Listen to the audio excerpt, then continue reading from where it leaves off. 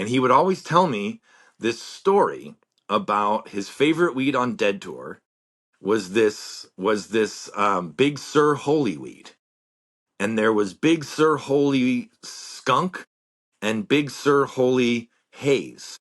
And this is going to sound really dorky, but at the time, the fanny pack was all the rage, right? People would walk around with fanny packs as as their little shit or whatever. And so, Because it was secure, believe yeah, it it or was not. it was Like a way in for comparison to dudes. having some like shorts that have like pockets and then your like Yeah, pockets whatever. are all bulging, So Dead Tour fanny packs. And he said you could walk by someone, and he goes, the Big Sur Holy had such a distinctive smell.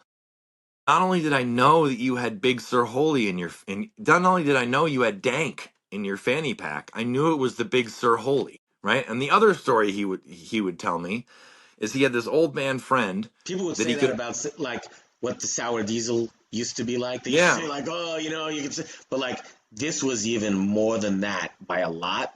And something else we should point out is it was outdoor, So the straight point the, outdoor. the point to that is that when we had the store, we used to hang out with and talk to Parker, who we were just talking about, who was the chemist from GH that went on to make New Millennium Nutrient and all that.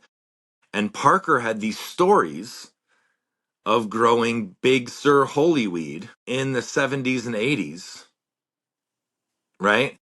And growing these giant plants of it, right? He didn't have any seeds or cuts or anything like that. It was like one of those, like, back in the day type of tales.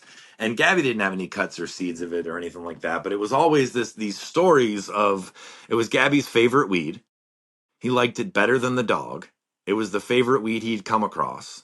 He didn't know where it came from, except for it came from California, and there was two kinds. And I just always remember Parker had these stories of learning how to grow weed and doing these big crops of Big Sur Holy long before Gabby and I were even smoking, probably, because he was an old man then, silver in his beard and all that type of stuff.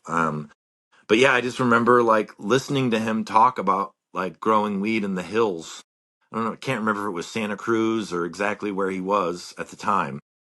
I know the legend of Big Sur Holy is like it was blessed by monks and it was grown on some retreat or some monastery or something like that, grounds in Northern California, and that's kind of how it got I don't know if that's true or not or just some bull, but anyway, the guy that had our favorite nutrient at the time, that's what he used to grow.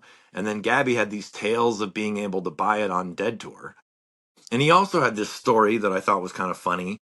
There's no name attached, but he had this old man that he would buy like a quarter of weed from. And the guy's story was that this strain was grown specifically for the And Grateful Dead, the band bud. It was grown specifically for the Grateful Dead. I You used to couldn't, buy